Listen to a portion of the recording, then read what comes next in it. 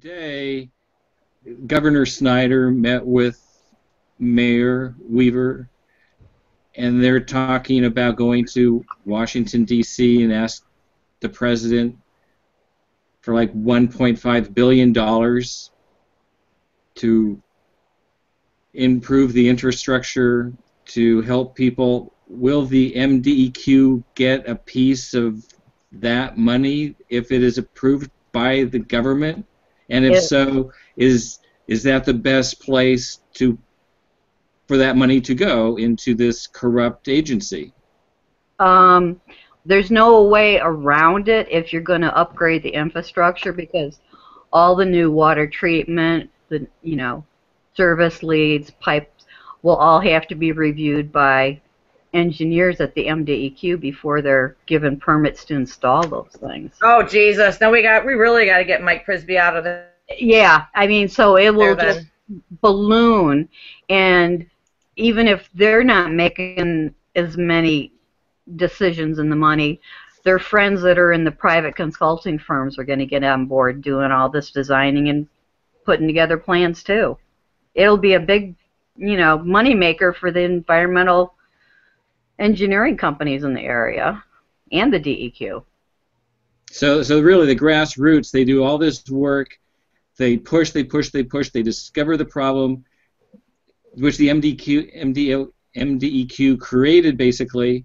They're going to get this big windfall of money, and basically that's going to come back to benefit MDEQ. If they're going to upgrade all that infrastructure, there's going to be a lot of hiring, a lot of promoting, a lot of people reviewing plans and such, and issuing permits. So yeah, they're actually going to get rewarded for this. It's going to be a big feather in their cap. They can build another building because if we need to hire more people. We finally did the right thing. Hopefully in the short term, because with the investigation going on, I'm hoping that's enough to where it will just be short term. There needs to be, we need to figure out a check and balance system for accountability to the people after what they've done. That's what it boils down to. There's a check and balance system which has been totally ignored.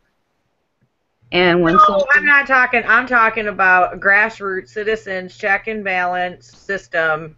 If this kind of money is approved, to show that this money is being used properly, legitimately, cost efficiently, to make sure that what needs to get done is being done.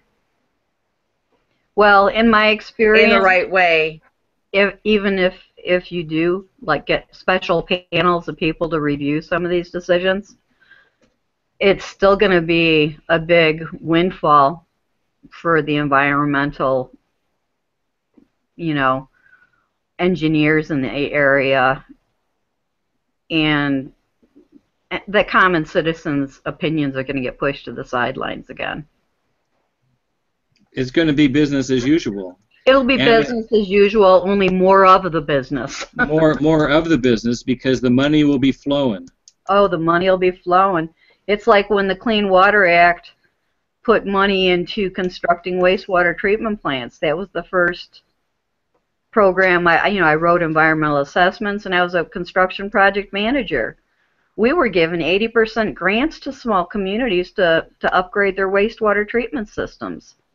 The drinking water, it's the same, level of oversight, and they're going to have to hire people to do the work. What's the way around it? Is there a way around it so that the money doesn't go into this corrupt bureaucracy? Not unless you abolish Michigan government and start from scratch, which might not be a bad idea. Do the feds have any pressures that they can put on the agency? Actually, let me take that back. The feds could revoke Michigan's delegation agreements. The EPA could revoke Michigan's delegation agreements to handle the Clean Water Act and the Safe Drinking Water Act and take it over for themselves. So the EPA could basically monitor the infrastructure, the new directly, infrastructure, without directly. with getting rid of Michigan's DEQ, because the way it currently is most states have delegation from the Environmental Protection Agency to handle their own Clean Water Act programs. The federal government can revoke that, and I believe it's the same thing for the Safe Drinking Water Act. Interesting. Interesting. Yeah, they're all just keeping their territory going.